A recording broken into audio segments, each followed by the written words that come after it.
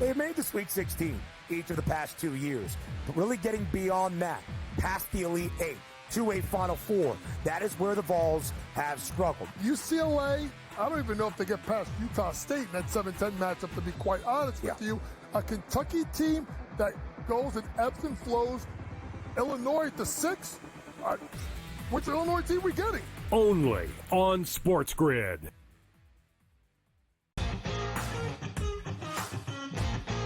Which is a great place to be. Are you in the locker room, like you're giving like the Any Given Sunday inches Al Pacino speech? Are we there yet? Oh yeah, I think we've been there. We're gonna have a long talk with Rob today about the 99-199 issue from last week. Like I just don't get how he is still employed. We gotta talk to ownership about that one. The Smiley Show, only on SportsGrid. That is also value to be the best player on the best team. To me, it's Shai Gilgeous-Alexander. There is no doubt about it. The Nuggets probably going to finish, second overall in the conference here, and it's not going to get him the MVP. We'll see how it is down the stretch, and I assume this is going to tighten up, but barring a huge drop-off for OKC as a team, not just SGA, you could probably pencil him in for 30 a night. The Early Line, only on SportsGrid. The game is on. The stakes are high. But the action isn't just on the field. He's rearranging that rim. Get it inside! SportsGrid's in-game live. Your ultimate second screen experience. A little flyer, couple of 15.5-point live line. Every prop, every play, every day. Anything can happen. That's complete chaos. It's smarter to be on SportsGrid.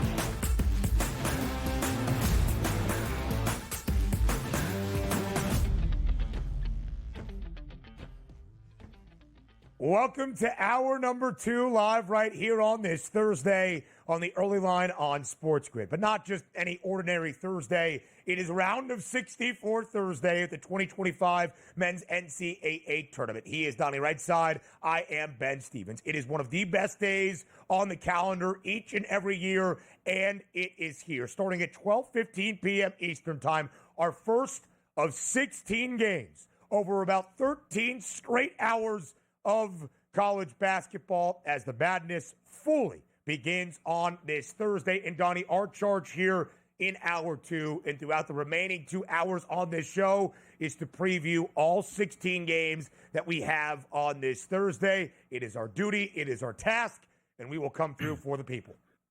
Absolutely, we will. And it does get started soon. Seems like we've been talking about this March Madness tournament for weeks and weeks and weeks on end, only knowing the brackets, obviously, on Sunday night. And here we are already on a Thursday, ready to go. Got some great appetizers in Dayton. Yep. Got a lot of points here. How's that going to translate over now to the bigger arenas where now you have the shift? Maybe the fans aren't all there to start, or if you are the higher seed, everybody else in the building, the 75% of the other fans cheering against you. You have those dichotomies, which I love to see in March Madness, but understand it. Like, if I just go to the time frames, 12:15, Louisville-Creighton, great game. Maybe you're on upset alert with High Point at 12:40, and the way it goes.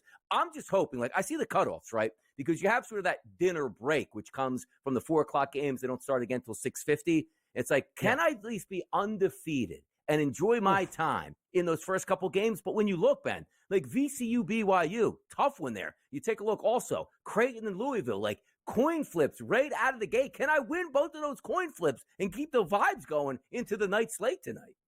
Keep the bracket from being busted at least for about 6-7 hours. Win all of your bets and all of those wagers to start. Donnie, that is the hope. Yeah. That is the goal. That's what we will try to help you with here on TEL. And, of course, it does bear repeating. Noon Eastern time today. Myself and the coach, JY James Young, live in studio together for SportsGrid's Bracket Central coverage. We will sweat out those opening round of 64 bets with you. We will follow the action live.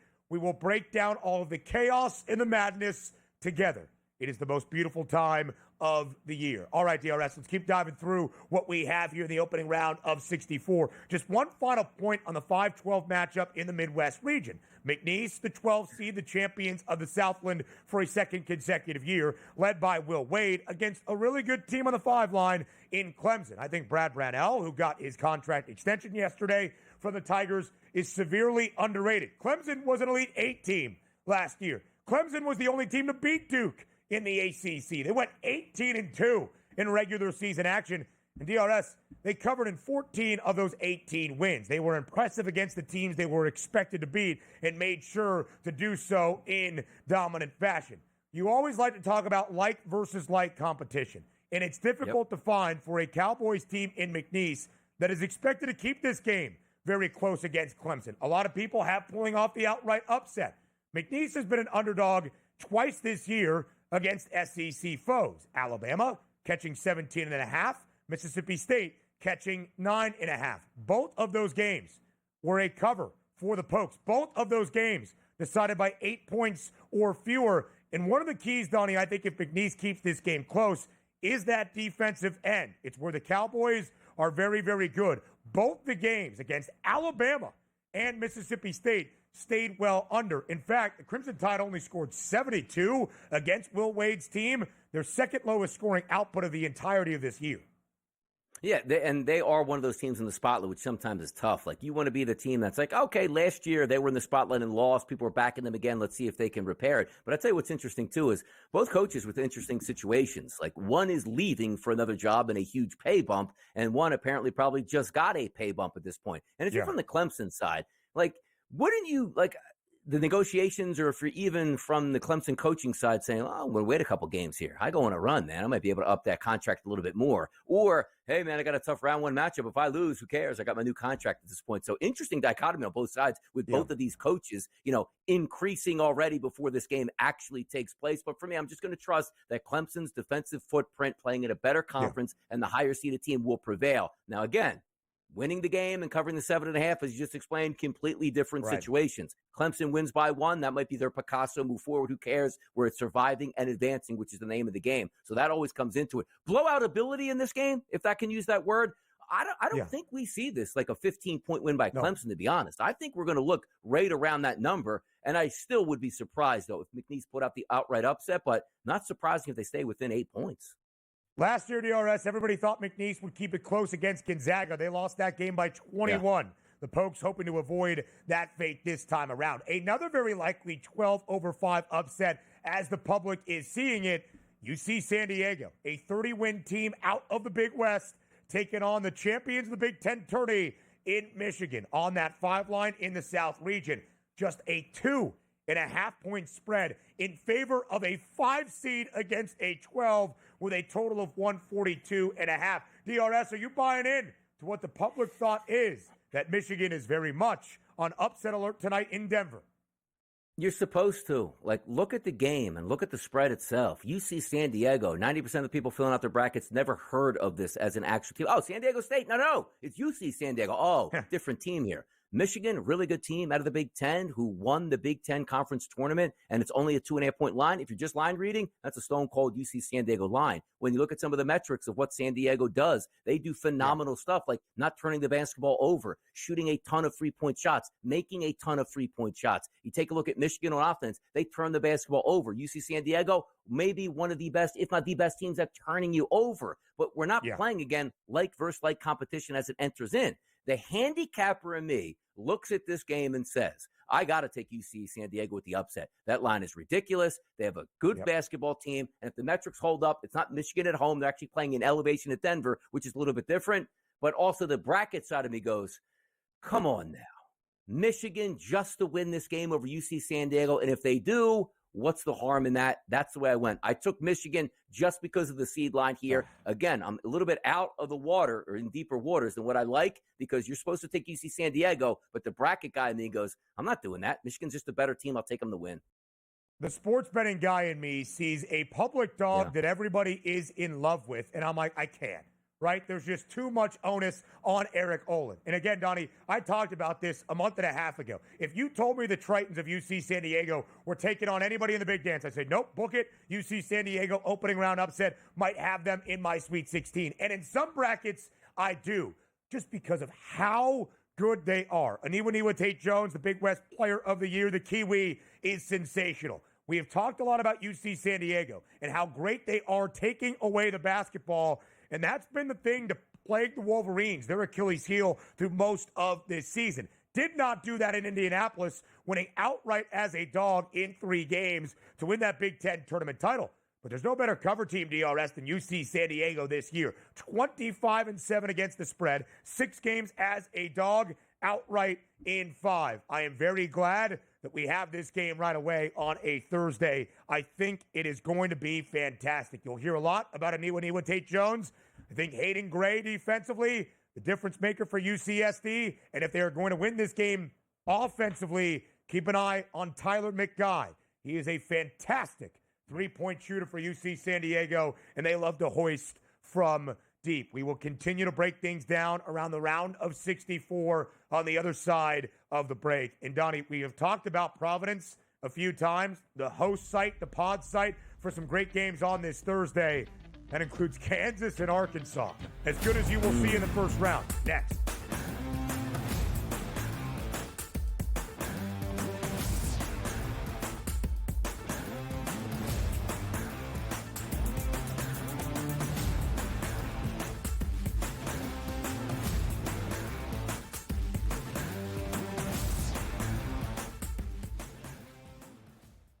So my team didn't win this weekend, but I still did with this app that's taking over the game. Sports Millions Pick'em lets you make quick and easy predictions. Pick your favorite players, go higher or lower, and you can still win big even if your team loses.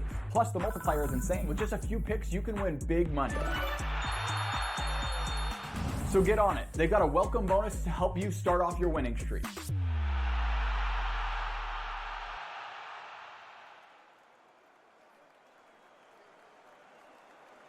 Anyone that's been to a sporting event, the atmosphere before a game, I think Game Time Decisions has that same exact atmosphere. This is our arena.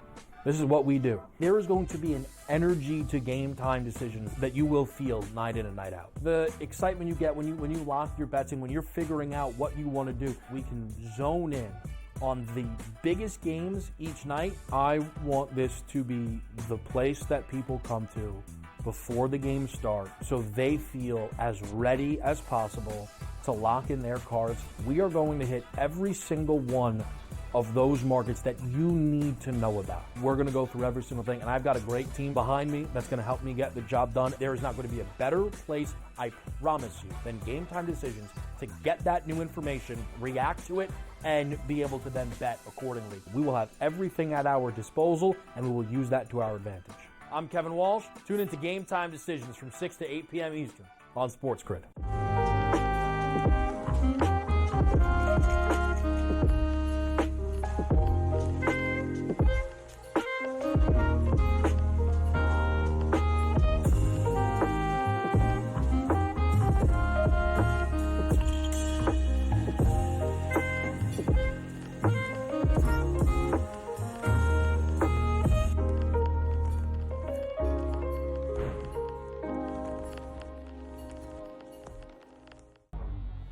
Two guys that can do it all. Too much electricity this morning. This is a good time. We're having a lot of fun. I had to do a triple take. Ka-ching! Why? Because of parity. I didn't mean to offend. Yeah, it's not going to happen. Load management is a dirty word. Let him rip. You know what? Circumstances provide the results. What? How do you do this once? Oh, Donnie, you got such a good show there. A network that is booming. The Early Line, only on SportsGrid.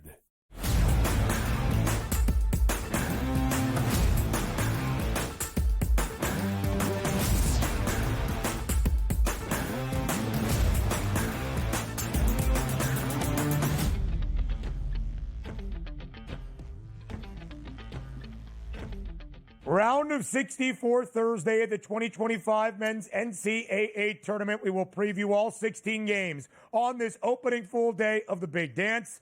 So let's keep it rolling. Providence, Rhode Island What a sight for some of the great coaches in this sport currently, and maybe even in the history of college basketball as well, including a 7-10 matchup in the West region.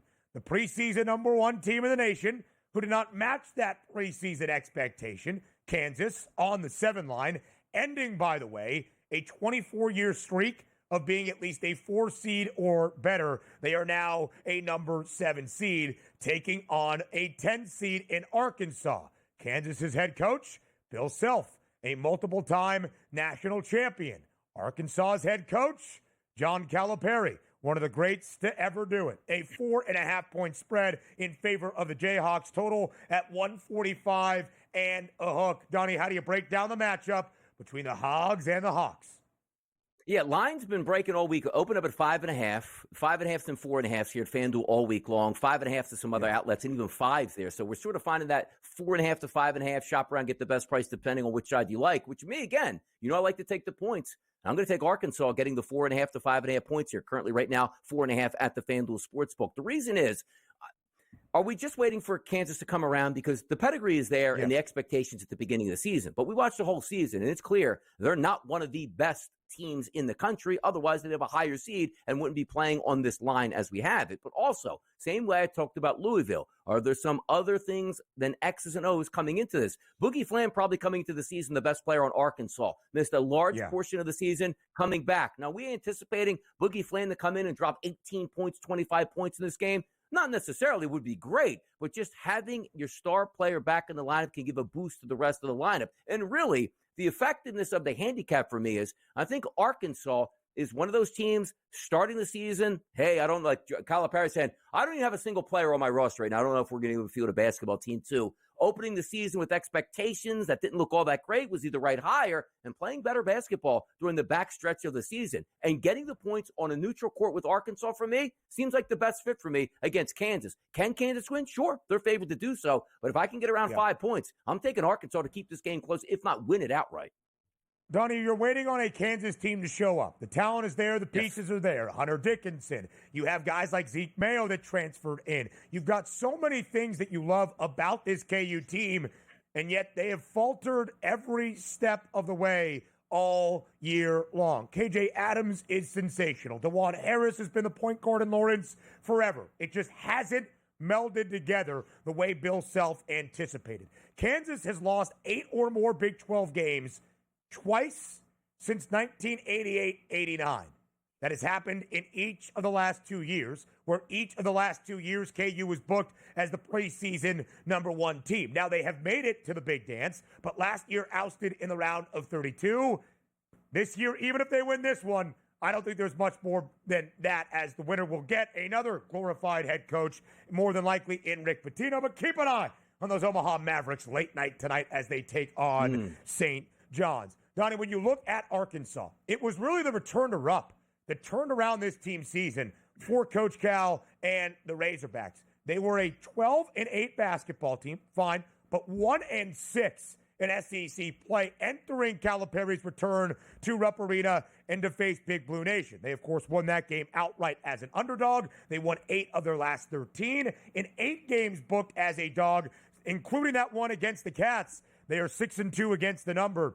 I like Arkansas. I think the addition of Boogie Flan to go with a couple of experienced guys in the tournament, Trevin Brazile, Nelly Davis, who you saw right there, of course, playing for FAU in that magical Final Four run.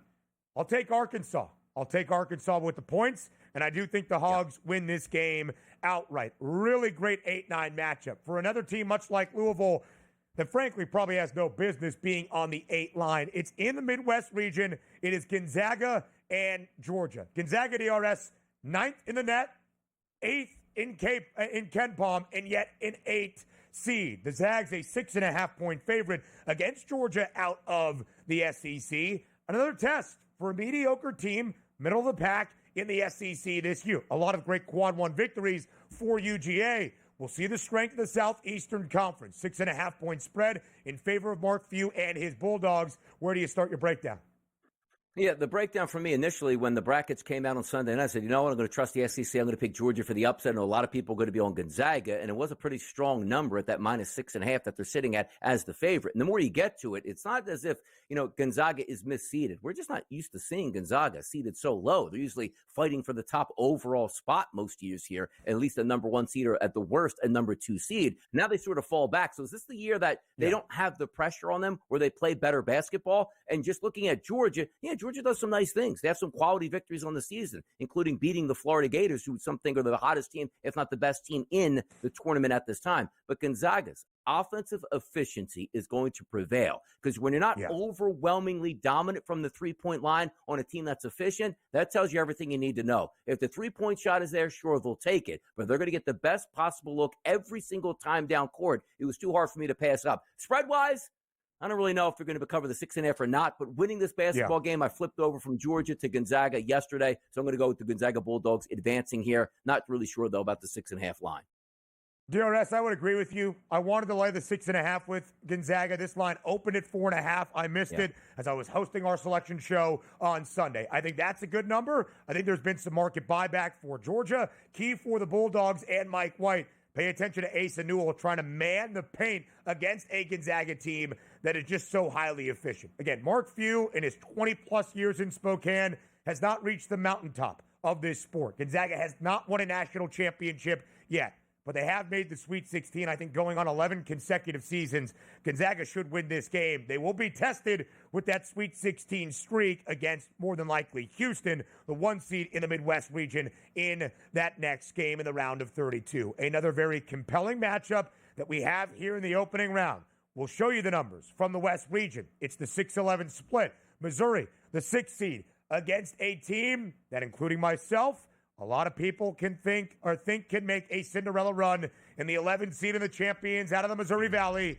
That would be the Drake Bulldogs. But it starts in the opening round. We continue our previews next.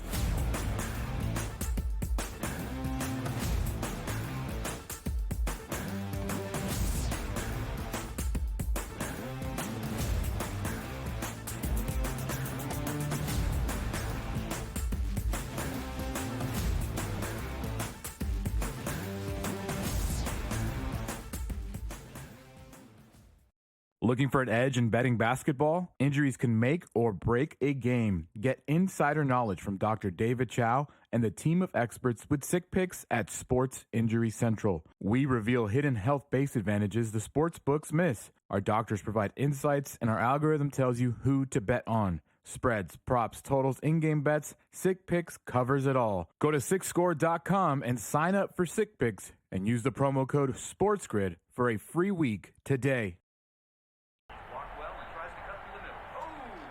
Your gut says Miami is going to win, and you should take the over.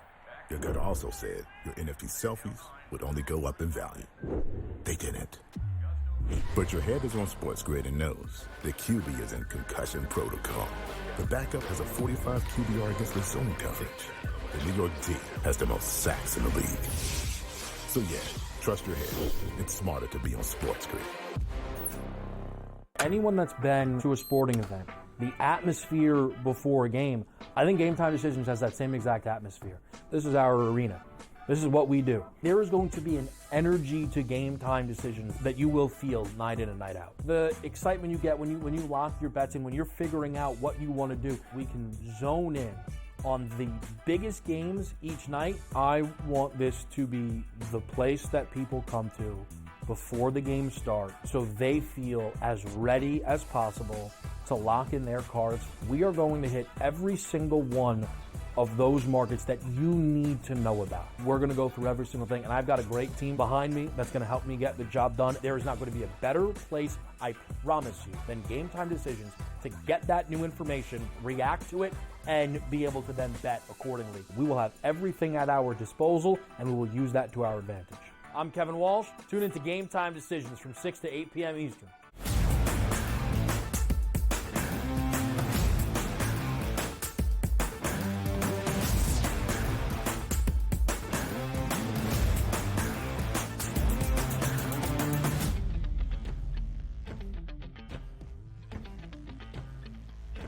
Some really phenomenal 6 versus 11 games on this opening Thursday in the round of 64 at the men's NCAA tournament. Let's start in the West region. Missouri out of the SEC, an unreal turnaround this year led by Dennis Gates. They went winless 0 of 19 games in the SEC last year, now a 6 seed in the Big Dance, but they take on a team in Drake where Ben McCollum did not skip a beat, continuing the winning ways for this team out of Des Moines. 3rd consecutive NCAA tournament as the champions out of the MVC, that being the Missouri Valley Conference. DRS, a lot of people, including myself, very high on this Drake team, believing Drake can not only win this game, but maybe begin a Cinderella run as an 11 seed to the second weekend of the NCAA tournament. But so much so that everybody is betting Drake as a 6.5-point underdog today against Mizzou with a low total at 132.5. Are you buying into the Bulldogs, or do you think there might be a little bit too much public attention? Again, they're really good, but it is public attention. Like the 6.5-point number, like, yes, you can thread the needle and say, well, I think Drake can probably cover the spread. I don't know if they can win and cover that. I get it. But again, you're not getting double digits. Like, you're in that foul mayhem of the final minute and a half that's probably going to be at your leisure. You need to actually think Drake can come in here and pull this upset and win it outright in order to bet them at the 6.5 points. But I see those totals and I say 132.5. We know how slow Drake is. But the efficiency on offense on both sides, like Missouri's top 5 in the country. You see Drake and the things that Drake likes to do. Like Missouri's defense doesn't rebound all that well. Drake does. Drake loves to get to the free throw line. Missouri will foul. Just flip it over to the other side. Drake will foul. Missouri loves the free throw line. These two teams shoot at a high level from 3-point range. They're going to get to the free throw line. You know, the turnovers here. Let's say Missouri turns over Drake and gets some easy baskets. And if Missouri is the team leading and being efficient, Drake's going to have to up the tempo a bit and get their shot selection improving. So one of the first times I'm taking a look at a game and saying, I do think Missouri wins, and rightfully so, they're favored by 6.5. But at the same time, I look at that 132.5, and I think that's light here. I don't think there's any reason to believe that one of these teams can approach 70 points to push you over that number based on what the spread is. Two good offenses, and they fit pretty much like a glove here on what they want to do. DRS, who's been one of my favorite over teams to end out this college basketball campaign, it has been Missouri. Not just playing to the over, but so overwhelmingly over the pregame point total, you really haven't even had to sweat it out. Missouri over in 8 of its last 9 games. But Drake is the slowest team in the country. You'll see the Mizzou Tigers here, led by Dennis Gates, with a lot of talent. Caleb Grill, Mark Mitchell down low. A lot of great players for this Tigers team. Drake is the slowest team in college basketball. Pace 364 out of 364. If the Bulldogs are going to win, this game I don't think can go flying over that number. Can it go over? Because it's 132.5 and Drake is very efficient in how it constructs its offense? Sure. Could it be in the 150s? I don't think that is a style of play that favors Ben McCollum and his Bulldogs. Keep an eye on Bennett Sturtz, the Valley Conference Player of the Year, one of the best players truly in college basketball. That game in KC going to be a lot of fanfare in Wichita, that game going to have a lot of fanfare on either side. All right, DRS, next up, another great 6 versus 11 matchup. We've got VCU, the 11 seed, and the champions out of the A10, taking on the 6 seed, that being BYU. This is the 6-11 game in the East region. And Donnie, if you want offense and you want teams that hoist from deep, this is the game for you. Again, just a 2.5-point spread in favor of BYU, total at 147.5. Who comes out with a victory in the round of 64? Two of my favorite teams in the entire tournament to sort of watch and handicap, and they're going to match up in round number 1. And once they get to round number 2, probably even more fun because BYU and VCU might be matching up against Wisconsin. We'll get there in just a little bit. But look at VCU's defense, top 25 in the country in efficiency. We know how good BYU's offense is. But you take a look at defending the 3-point line. VCU does it. Chasing you off of the 3-point line. VCU does that. Flip it over to VCU's offense here. They love the 3-point shot. They'll take a lot of them. You know who doesn't defend the 3-point shot and let you shoot the 3-point shot? It's BYU. You might look at BYU being one of those dark horses that could possibly make a run to the Final Four. I get that. But they got to get through VCU. And you know what? I went VCU. Slight upset here in my bracket here. VCU advances over BYU just because the styles make a perfect fight for VCU. Just play your game, VCU, and execute. I think they win this game. I do. Yeah, Donnie, I think it's a great look. The Rams are a really good offensive team. Ryan Odom is a guy that is known for the most historic upset we have ever seen. 2018 was the head coach at UMBC when they beat Virginia. But what I don't think VCU gets enough credit for is how tenacious they are running you off the three-point line. That's where I think the Rams have the distinction in this game. Mark Zinno joins us up next.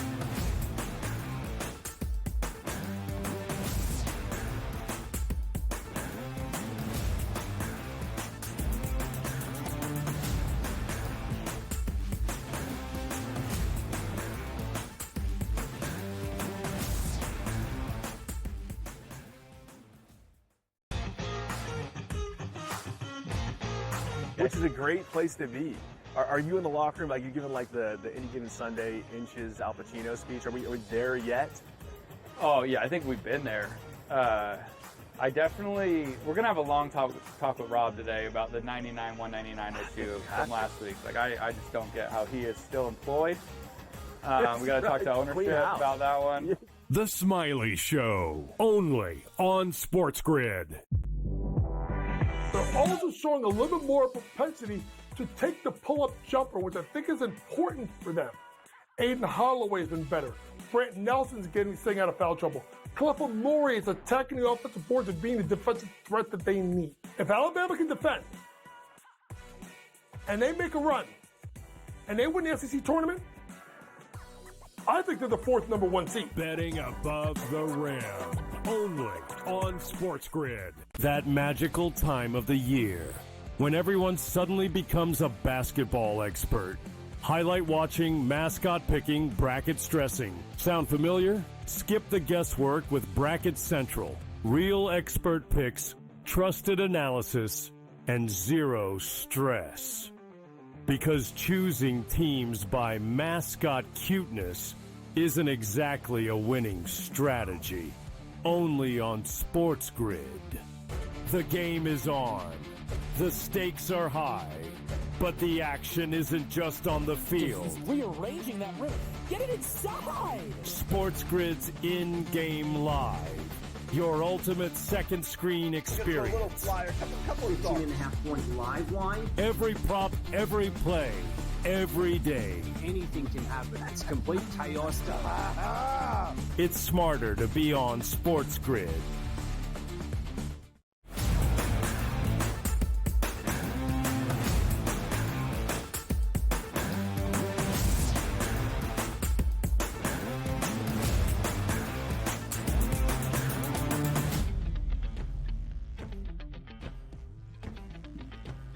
It is time to win with Zinn on the opening round of 64 Thursday for the 2025 Big Dance, live right here on the early line. Mark Zinno joins us right here on TEL. We will go region by region around the NCAA Tournament. Our first round games that will impact those odds to win a region, to get to the Final Four in San Antonio, and who Mark Zinno sees cutting down the nets as a national champion 19 days from now. Zinno, thank you so much for joining us here on the best day of the sporting year. By far your best day and favorite day. You didn't even watch the Super Bowl. Happy to have you here for the big dance. Right. Yeah. I won't miss anything of today, I could promise you. Come 12:15, Creighton and Louisville tip this thing off here. My tush will be firmly planted in front of a TV for the rest of the night until about 11 o'clock tonight. Our first game in the first round, Mark Zinno, is in the South region. That's where we begin. Also in the South region, the number one overall seed in the entirety of the field of 68. That would be the Auburn Tigers, the outright regular season champs in the SEC, but entering the big dance, Zinno, on a slight slide. They have dropped 3 of their last 4 games, causing just a little bit of concern, perhaps, for Bruce Pearl's team and their outlook the remainder of this season. But Auburn still booked as a minus 105 favorite to win the South region. Let's start big picture first. Are you concerned by the Tigers' recent form of play? I mean, concerned isn't really the right word. I have my skepticism about them being able to make the Final Four. I mean, that's ultimately what it boils down to. We've seen them trip up before. We've seen them be this caliber of team before and not figure out how to get through 4 games in March to get to the NCAA Tournament Final Four. And that's really what it boils down to is how much do you really trust them? I don't think it's a great time for them to be playing some of their most average basketball that they've played all year long. Yeah. But, you take a look at this team. You know how good the athletes are. You know what they do on both ends of the floor. They certainly profile like a team that could win a national championship. For them, now it's about going out and executing and making sure you get it done. Yeah, I'm not worried all that much about Auburn. Like, tough competition. You're going to lose some of those games. They're healthy at the right time. So I'm giving expectations and high expectations to Auburn. But as we look at this bracket overall, Mark, let's have some fun with this stuff. Is there a team that you have your eye on that could make a run that maybe some people aren't looking to make a run? I'm not saying that they're going to win the national championship, but just in this bracket alone, maybe pick up at least 2 games. Well, look, I think UC San Diego is the team that everybody is looking at here to upset Michigan in the first round. Forget the 5-12. Can we just stop with 5-12 and the seeds? Just look at the darn game for what it's worth, right? UC San Diego is a really good shooting team. They are absolutely one of the dagger three-pointer teams that we've seen throughout the entire year. They're built to be able to make a run because they can shoot better than 80% of the teams in the tournament. I mean, that's ultimately what it boils down to. They play fast, they get up and down, and they score. And that's something that really helps you in the NCAA tournament. Oh, by the way, they're not terrible on the defensive end, but this is also a Michigan team right now that played 4 games in 4 days, probably shouldn't have won the Big Ten tournament. I mean, it took Wisconsin shooting 22% for an entire game for them to win that game. So, I think they're probably a little bit overvalued as a 5 seed.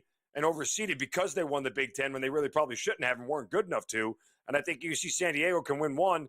And look, if Yale sneaks past A&M, this is a UC San Diego team that could be in the Sweet 16.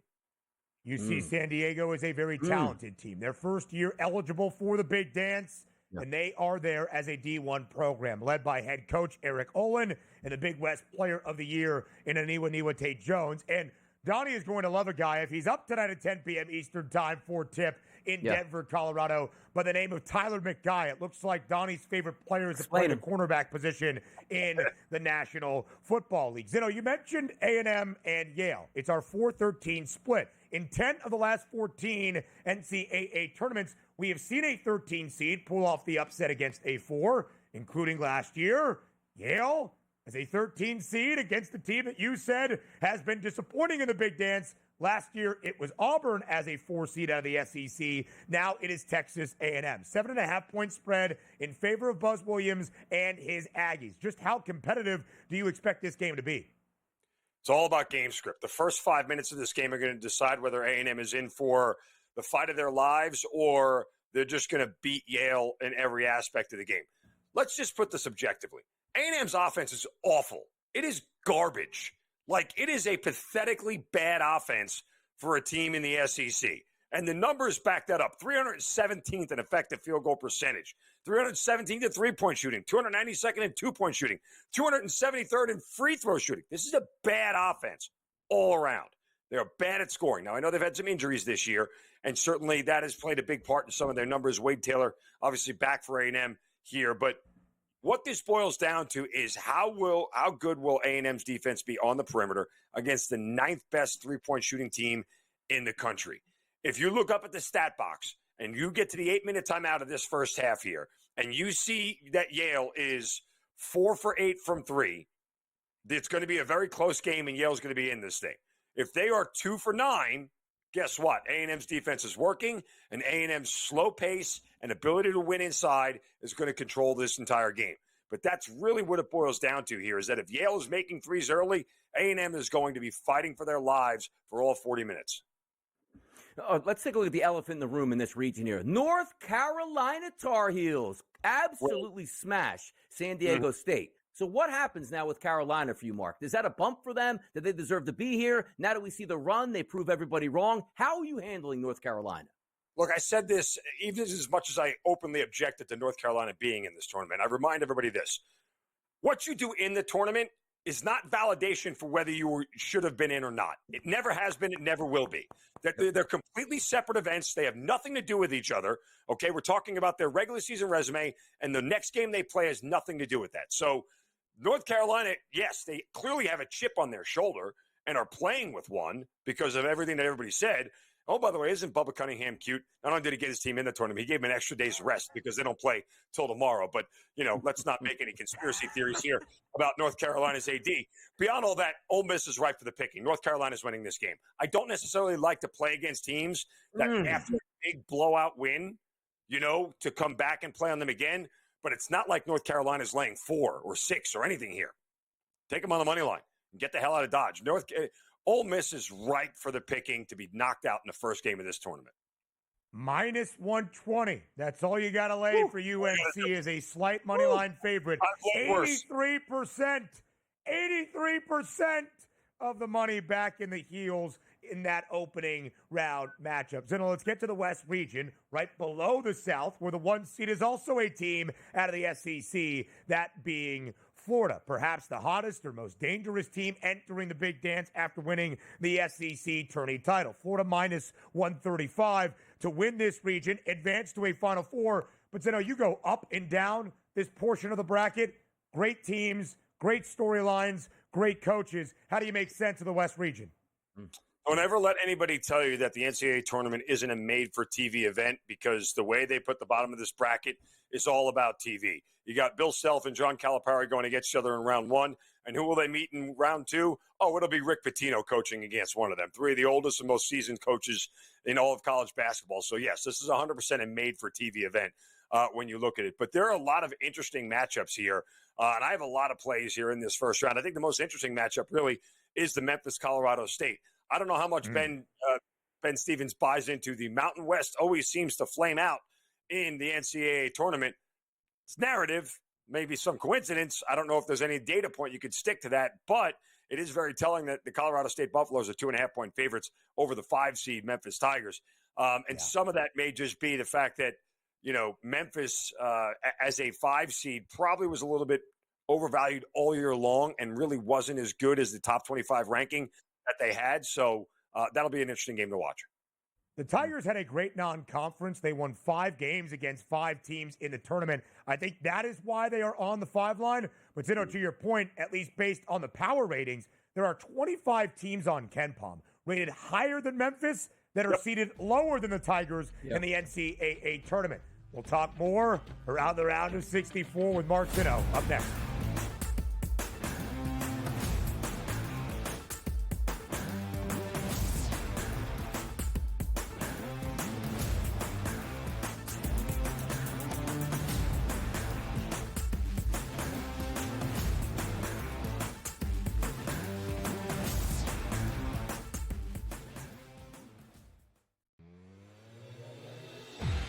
They've made the Sweet 16 each of the past 2 years, but really getting beyond that, past the Elite 8, to a Final Four, that is where the Vols have struggled. UCLA, I don't even know if they get past Utah State in that 7-10 matchup, to be quite honest with you. A Kentucky team that goes and ebbs and flows. Illinois at the 6. Which Illinois team we getting? Only on SportsGrid.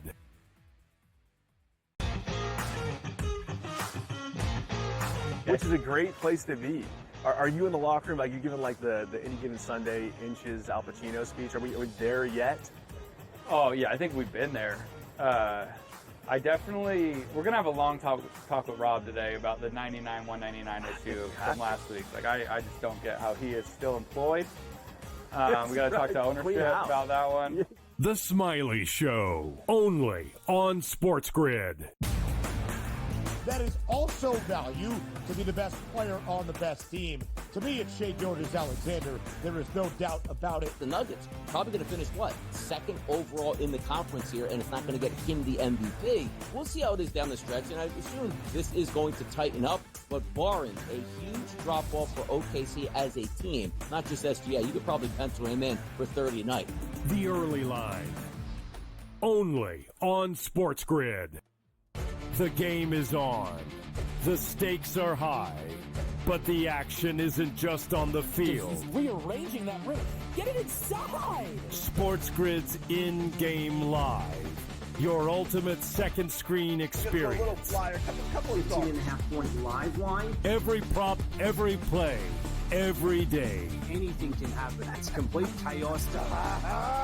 It's smarter to be on SportsGrid.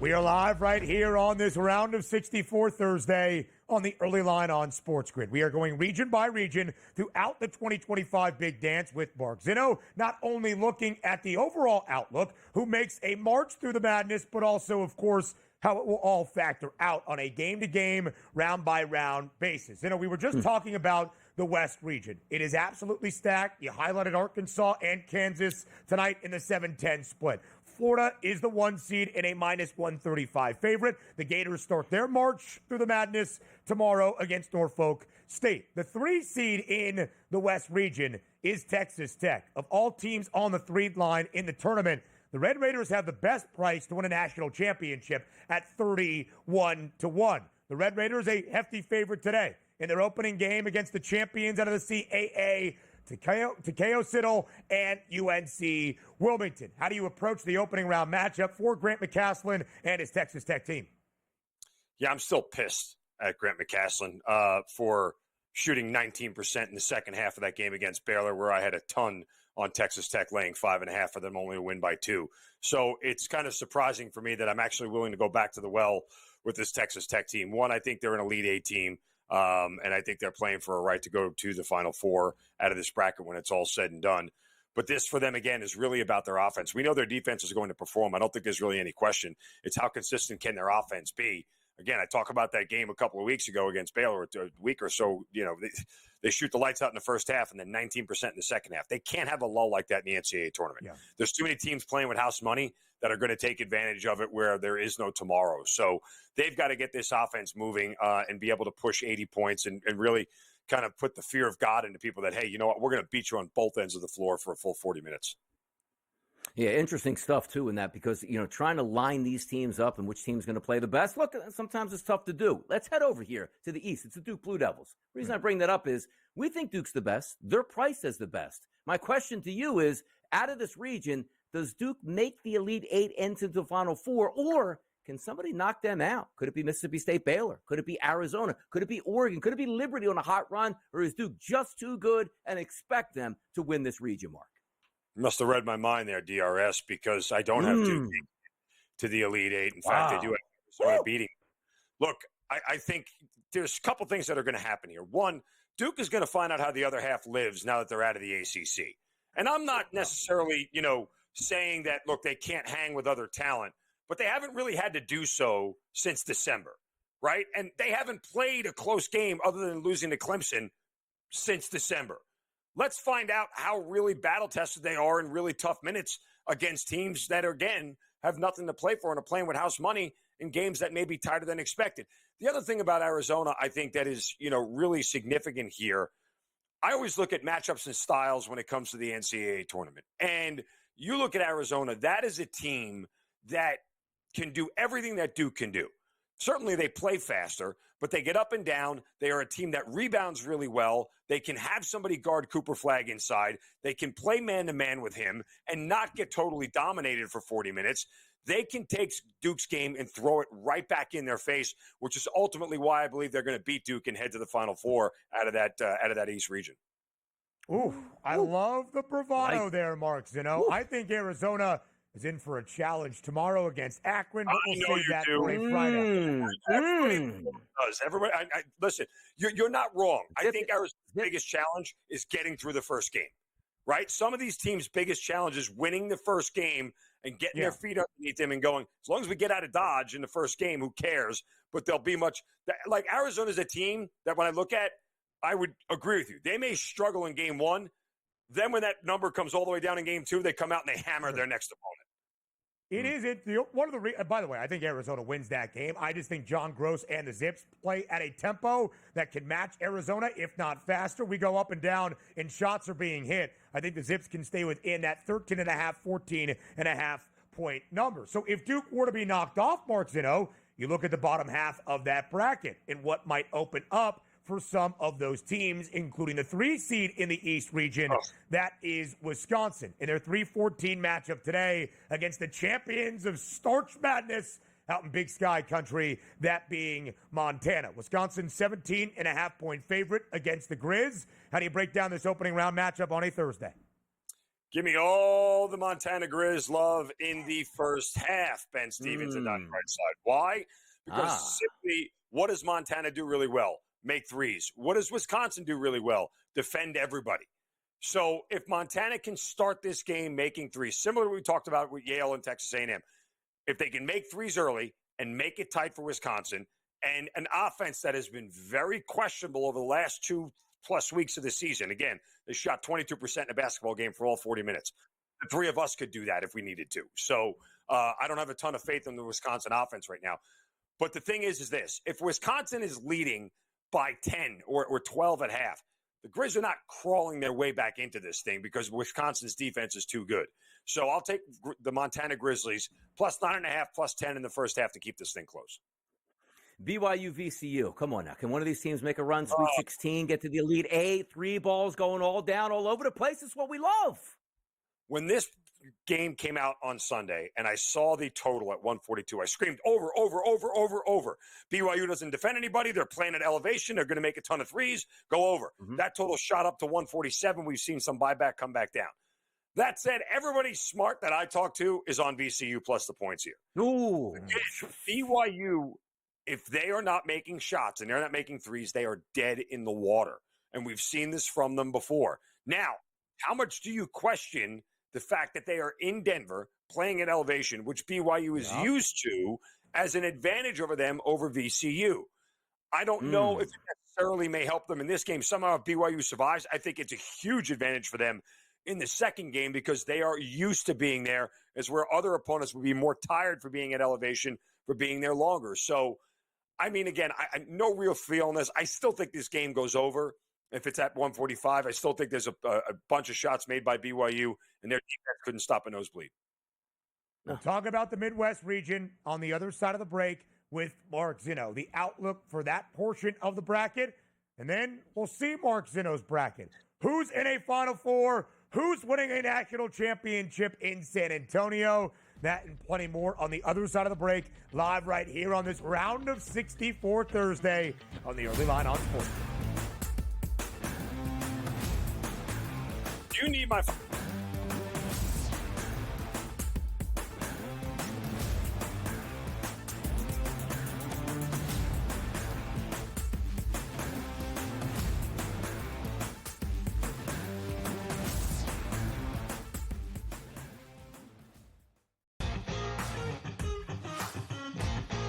Which is a great place to be. Are you in the locker room? Like, you giving like the Any Given Sunday inches Al Pacino speech? Are we there yet? Oh yeah, I think we've been there. We're gonna have a long talk with Rob today about the 99-199 issue from last week. Like I just don't get how he is still employed. We got to talk to ownership about that one. The Smiley Show, only on SportsGrid. They're also showing a little bit more propensity to take the pull-up jumper, which I think is important for them. Aiden Holloway's been better. Brant Nelson's staying out of foul trouble. Clifford Laurie is attacking the offensive boards and being the defensive threat that they need. If Alabama can defend, and they make a run, and they win the SEC tournament, I think they're the 4th number 1 seed. Betting above the rim, only on SportsGrid. That magical time of the year when everyone suddenly becomes a basketball expert. Highlight watching, mascot picking, bracket stressing. Sound familiar? Skip the guesswork with Bracket Central. Real expert picks, trusted analysis, and zero stress. Because choosing teams by mascot cuteness isn't exactly a winning strategy. Only on SportsGrid. The game is on. The stakes are high. But the action isn't just on the field. He's rearranging that rim. Get it inside! SportsGrid's in-game live. Your ultimate second screen experience. 18.5-point live line. Every prop, every play, every day. Anything can happen. That's complete chaos. It's smarter to be on SportsGrid.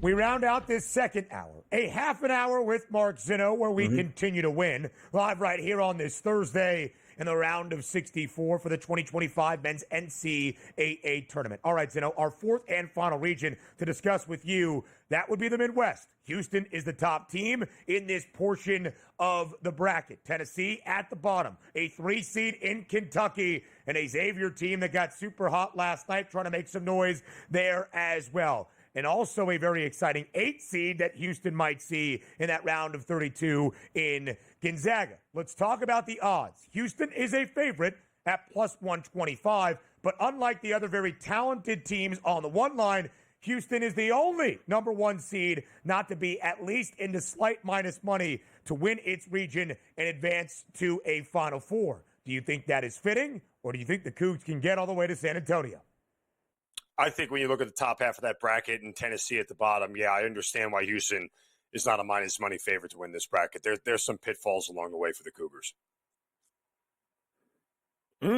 All the way through at that point. Now, let's get those pitfalls, though. Yeah, concise. We love the effort, but give us some teams that could knock them off. Give me some upsets here. Let's go. I mean, I will tell you that the one team that everybody is forgetting about, and I guarantee you Ben is on the opposite side of this, but the one team everybody is forgetting about in this region is the Clemson Tigers.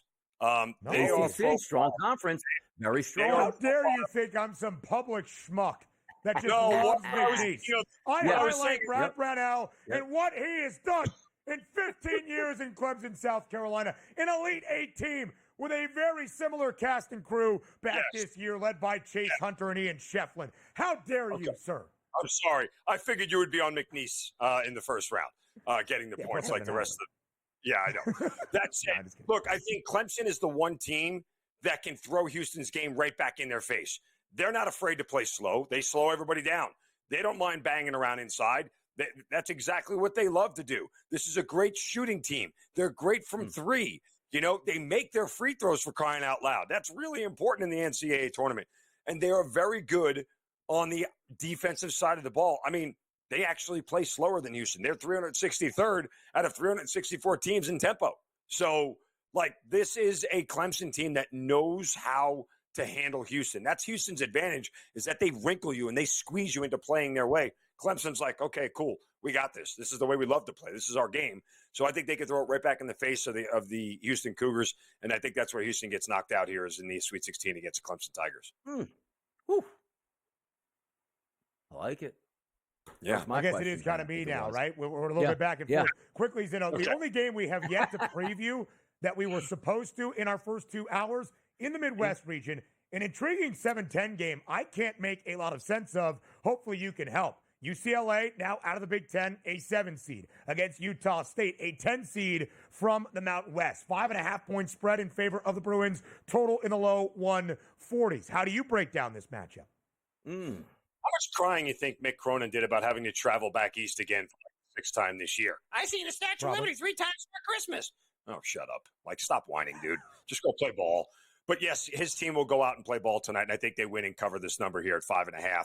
Look, it's their defense, right? I mean, that's really what it boils down to for them. You got to stop Utah State from making threes, and you just got to be able to execute inside against this team. And I think that, you know, UCLA, for all of Mick Cronin's bemoaning about travel, like, I think it kind of helps them in this spot that they've been road warriors a lot this year, and that they are used to being away from comforts out in Southern California, and they can handle this moment here. So I like the Bruins tonight in this game. I laid the 5.5 with them, so I think Mick and company get it done.